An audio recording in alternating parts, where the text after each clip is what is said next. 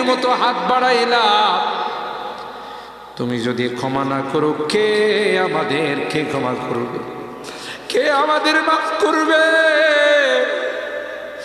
ভিক্ষুকে একজনের কাছে ভিক্ষা না পেলে আরেকজনের কাছে পায়, এক দুয়ার থেকে বিতাড়িত হলে আরেক দুয়ারে যায়।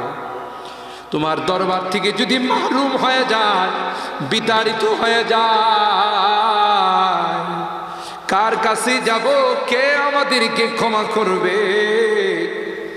মালিক রে, কাঙ্গালের মতো হাত বাড়াইলাম, তাওবা করতেছি, আর জীবনে কোনোদিন নামাজ ছাড়ব না, আর জীবনে কোনো গুনাহ করব না,